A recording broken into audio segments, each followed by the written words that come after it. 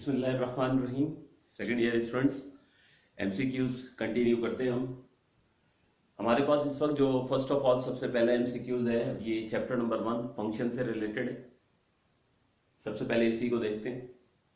एक फंक्शन हमें गिवन है sin x plus cos x, और इस फंक्शन के बारे में ये पूछा जा रहा है कि आया ये फंक्शन इवन है या ऑड फंक्शन है। तो ये हम ऑलरेडी जब चैप्टर नंबर 1 पढ़ रहे थे तो सबसे पहले ये टॉपिक हमने पढ़ा था इवन और ऑड फंक्शंस का। इवन और ऑड फंक्शन में कैसे हम चेक करते थे, रूल क्या था, अगर मैं आपको क्विकली रिव्यू करूं। मैंने ये कहा था कि देखो, अगर कोई भी फंक्शन है एफ एक्स, कोई भी फंक्शन है एफ एक्स, उसमें आप करोगे ये कि एक्स को माइनस एक्स से रिप्लेस करोगे। अगर वो माइनस रखने से उस फंक्शन पे कोई फर्क नहीं पड़ा, यानी आपने एक्स को माइनस एक्स से रिप्लेस किया और उसके बाद जो है वो सॉल्व किया, ठीक है, सिंप्लीफाई किया उसको, और अगर as it is given function वापस आ गया, या यूं कह लेंगे पॉजिटिव साइन के साथ आ गया, तो उस सूरत में हम उस फंक्शन को इवन फंक्शन कहा करते थे। इसी तरीके से अगर किसी फंक्शन में एक्स को माइनस एक्स से रिप्लेस करते थे और उसके बाद सिंप्लीफाई करते थे, तो फंक्शन तो वापस आता था लेकिन अपने साथ माइनस लेकर आ जाता था, तो उस फंक्शन को हम कहते थे ऑड फंक्शन है।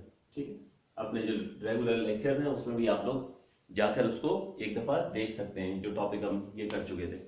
तो x को माइनस एक्स से रिप्लेस करना है, फंक्शन अगर नेगेटिव साइन को एब्जॉर्ब कर लेता है तो इवन फंक्शन कहलाता है, और अगर वो माइनस साइन फंक्शन के साथ आ जाती है तो वो ऑड फंक्शन कहलाता है।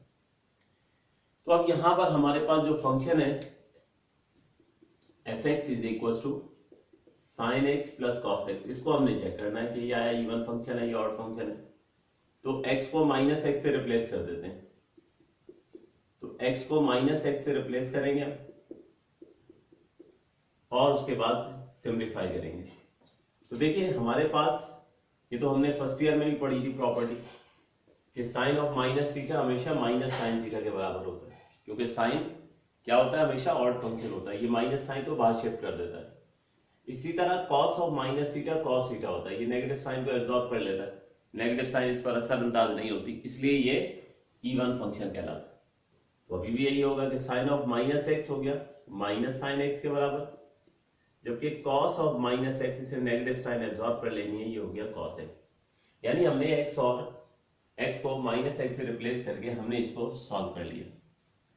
अब सॉल्व करने के बाद हमारे पास आप देखिए फंक्शन एज इट इज वापस नहीं आया, फंक्शन है sine x plus cos x, दोनों पॉजिटिव है, जबकि यहां साइन के साथ माइनस की साइन आ गई है।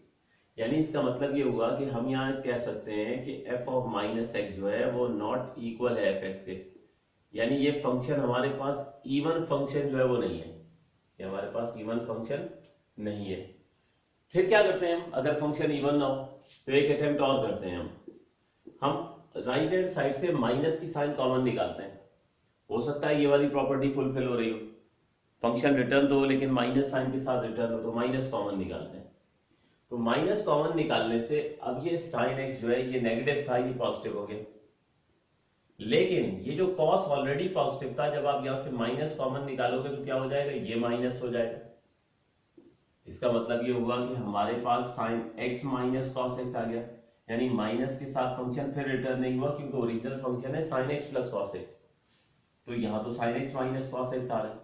इसका मतलब ये हुआ कि once again F of minus x जो है वो माइनस एफ एक्स के बराबर भी नहीं हुआ, और इसका मतलब वाज़ेह तौर पर यह है कि फंक्शन जो है वो ऑड भी नहीं है।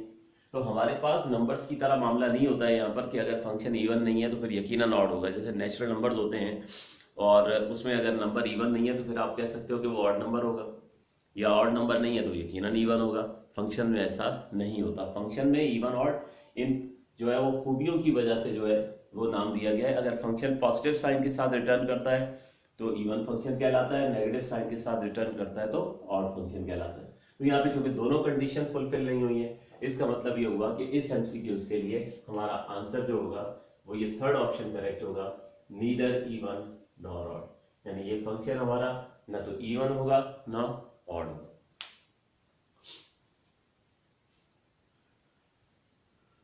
तो बीच में मैं थोड़ी देर के लिए रुक जाया करता हूं, आप लोग जो है वो इसमें वीडियो को पॉज करके इसकी सोल्यूशन को, एमसीक्यूज को नोट जरूर कर लिया करें। आपके पास ये सारे नोट डाउन होंगे तो आपको रिवाइज करना जो है वो यकीनन जो है वो आसान हो जाएगा।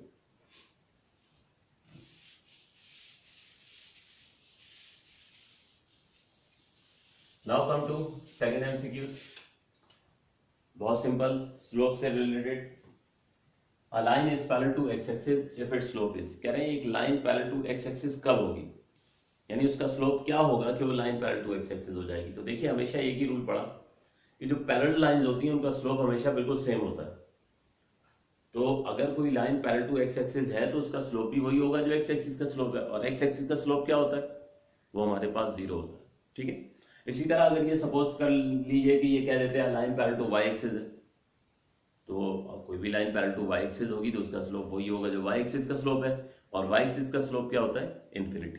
तो इस वक्त भारत हमारे पास जो है वो स्लोप पूछ रहे हैं उस लाइन का जो पैरेलल टू एक्स एक्सिस है, तो पैरेलल लाइंस का जो भी स्लोप सेम होता है तो इसलिए उस लाइन का स्लोप भी जो है वो 0 होगा।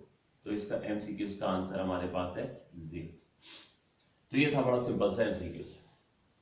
ओके, नेक्स्ट एमसीक्यूज में the slope of the tangent at the point 1, 0 to the curve y square equals to x। एक कर्व हमें गिवन है, अगर आप ध्यान से देखें तो पैराबोला की ये इक्वेशन है।